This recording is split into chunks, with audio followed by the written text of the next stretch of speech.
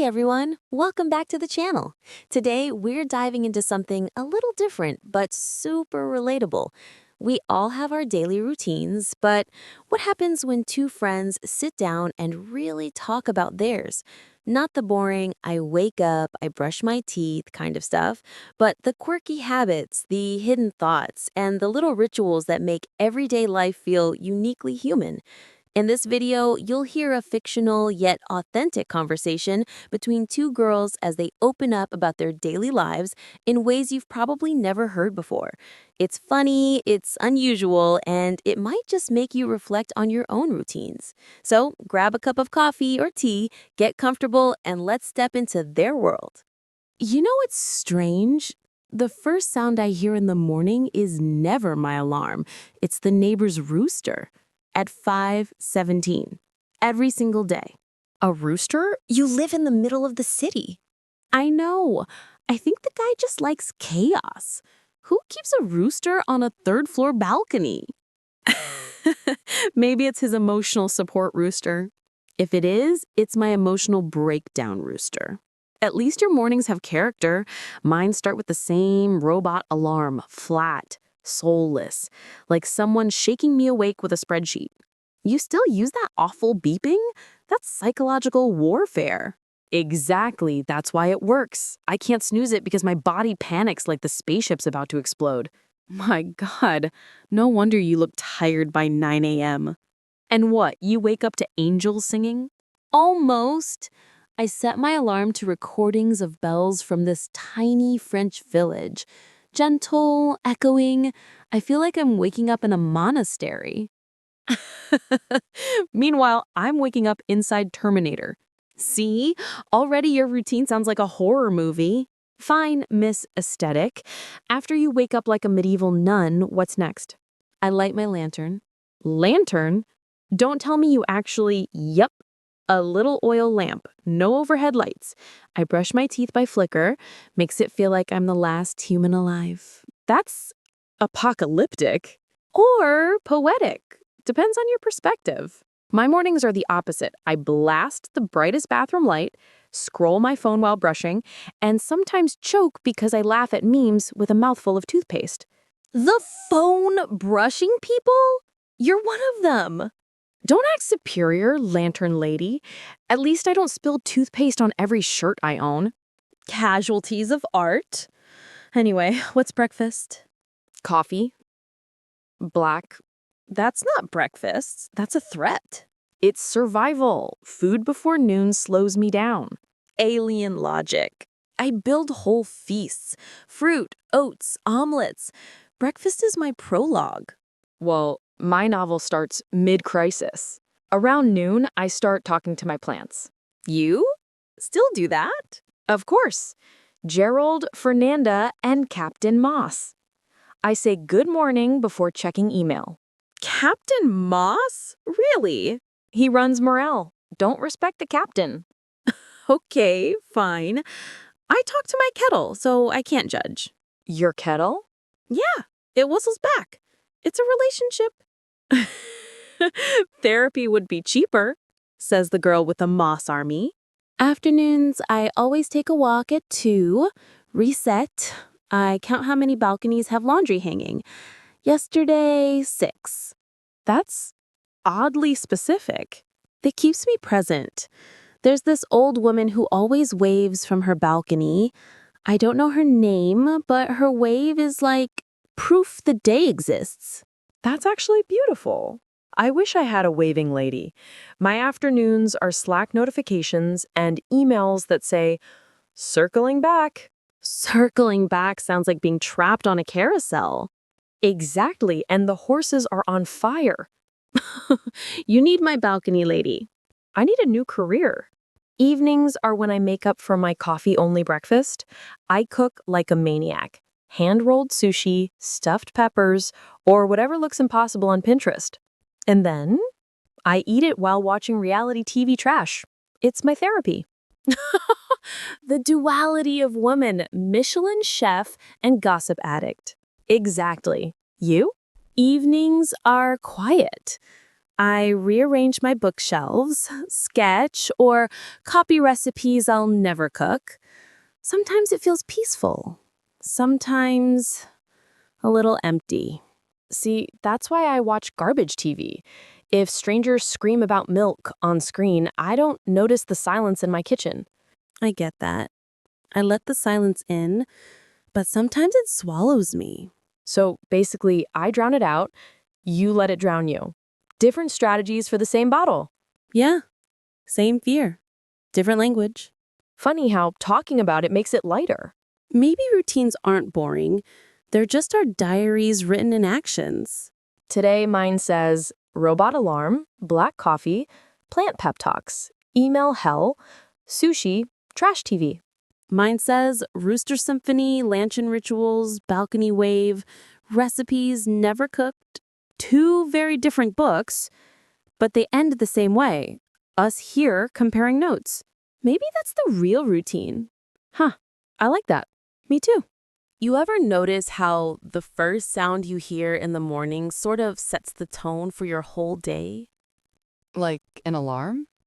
Mine sounds like a dying robot gasping for life. Sets the tone, all right? See, that's the difference. I refuse to wake up to beeps. I set my alarm to the sound of church bells from this tiny village in France I found on an app. You're kidding. Bells? Doesn't that make you feel like you're late for mass? No, it's soothing. It's like I wake up with dignity. You're over there starting the day with the robot's last breath. Well, the robot makes sure I don't snooze 10 times. If I had bells, I'd stay wrapped in my blanket, pretending I lived in some monastery. You make it sound bad. That's kind of the vibe I want. Slow mornings, no rush. I even light a lantern instead of turning on the ceiling light. A lantern? Like fire? Yeah, well, a little oil lamp. I like the flicker. It tricks my brain into thinking electricity hasn't been invented yet. Makes brushing my teeth feel like a ritual. You brush your teeth by lantern light? Okay, honestly, that's weirdly poetic. I just blast the bathroom light and stare at my phone while brushing. Ew, you're one of those, the phone while brushing people. Don't ew me. It's efficient. I scroll the news, catch up on notifications, multitasking queen. Multitasking zombie. Touché. But hey, at least I don't spill toothpaste on my pajama shirt like you always do. Excuse me, the shirt is a casualty of artful living. Anyway, what's breakfast for you? Coffee, black, the end. That's not breakfast, that's punishment. No, it's fuel. If I eat in the morning, I feel sluggish. I'd rather save my appetite for lunch. That's so alien to me. I make these elaborate breakfasts, sliced fruit, oats, cinnamon, sometimes even an omelet. It feels like writing the prologue to the day.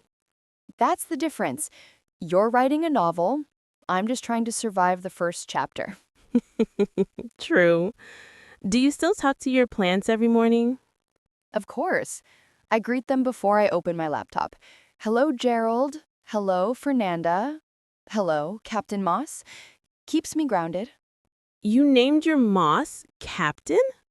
He's in charge of morale. Don't judge. I'm not judging. I think it's adorable. I talk to my kettle sometimes. Now that's weirder than talking to plants. What does your kettle say back? It whistles. That's its whole personality. Okay, fair. What about afternoons?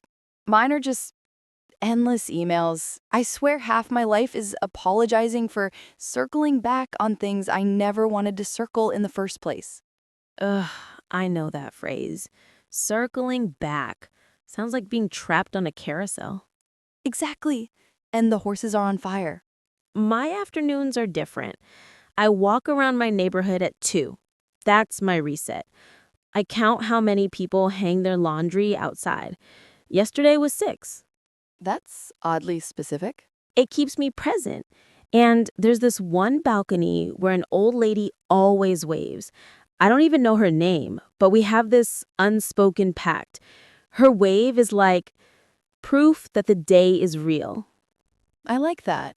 I wish I had a balcony waving lady. All I get are Slack pings. You could walk outside. Outside is where the sun lives. No thanks. You're impossible. What about evenings? That's when I come alive. I cook something unnecessarily complicated, like stuffed peppers or hand-rolled sushi. Then I eat it while watching terrible reality TV. The duality of woman. Exactly. And you? Evenings are for silence. I don't talk much. I draw or rearrange my books. Sometimes I copy recipes I'll never cook into a notebook. That sounds lonely. It's not. It's, meditative. Though sometimes, yeah, it feels a bit empty. See, that's why I watch garbage TV. It keeps the loneliness at bay. If I'm laughing at strangers, fighting over who left the milk out, I don't have to think about bigger silences. That's honest. I respect it. You know, it's funny. We're so different, Lantern Girl and Robot Alarm Girl, but we both kind of end the day the same, trying to not feel alone. Yeah, except I do it by listening to silence. You do it by drowning it out.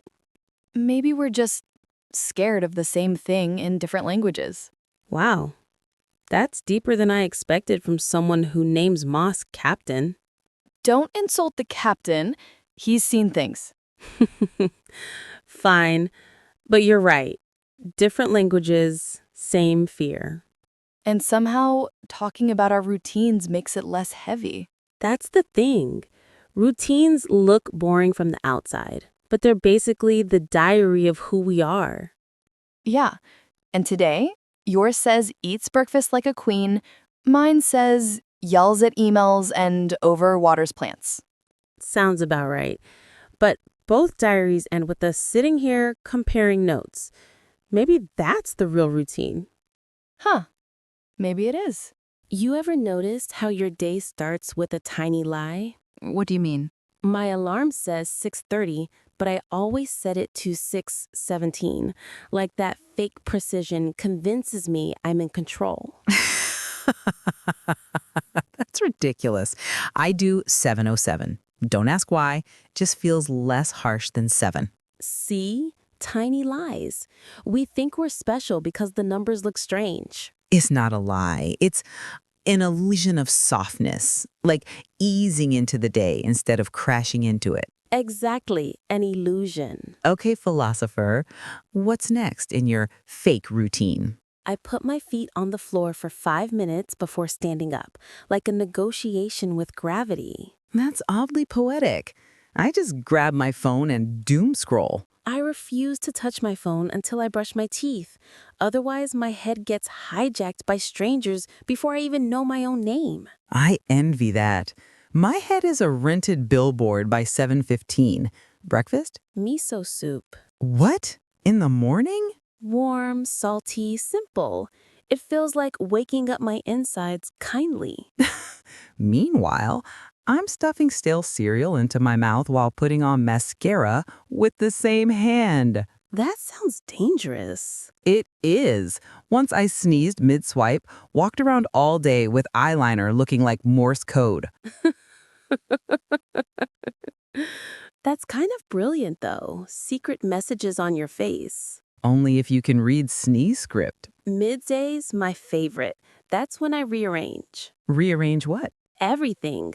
Books, shoes, the magnets on my fridge. It's like hitting refresh without touching a screen. You sound like you're trying to outwit entropy. Maybe I am. What about you? Noon is when I talk to myself in the bathroom mirror. Pep talks, arguments, rehearsals for conversations I'll never have. Does it work? Sometimes. Sometimes it feels like I'm auditioning for my own life, and the director's still not impressed. Phew. That hit deep. Do you have a 3 p.m. thing? Yes. 3 o'clock is my crisis hour. Emails pile up, caffeine wears off, and I question every choice I've ever made. I light incense at 3. Not for any reason. It just gives the day a smell, like proof it happened. That's strangely comforting. My proof is usually a half-eaten granola bar on the desk. Your autobiography, Crumbs of Evidence. Yours, the scent of persistence. I'd read both. Evenings? I walk, always the same loop, past the bakery, across the bridge, down the street with the lilac hedge. Sounds cinematic. Not really. I'm usually counting cracks in the sidewalk or imagining conversations with the people inside lit windows. Do you ever feel like you're peeking into other people's novels? Constantly. Sometimes I invent names for them. Like the man watering plants on the balcony, I call him Harold, even though he's probably a Diego or a Samir. I love that. You're basically ghostwriting strangers' lives. And you? Evenings are my chaos hour. I blast music, cook experimental meals. Last week, I made pasta with peanut butter and chili flakes. That sounds violent. It was. My tongue cried, but it was different. I like testing how far ingredients will forgive me. That's kind of beautiful. Like you're daring food to still love you. Or maybe I'm just avoiding silence. Night rituals? I write one ridiculous sentence in my journal before bed. Last night, if socks could vote, democracy would smell worse. That's brilliant.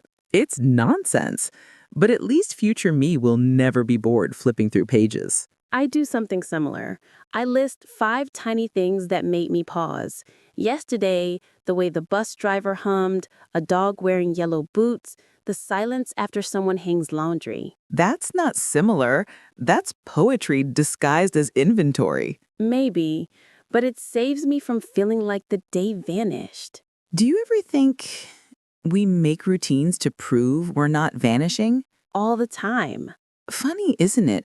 How 2 routines can look so different but carry the same shadows. Shadows? Yeah, you light incense at 3 to feel the day. I eat in chaos so I don't hear silence. We're just filling gaps. Maybe that's all routine is. Tiny bandages on the parts we don't want exposed. But when we talk about it, it feels less like bandages and more like... Threads in the same fabric? Exactly.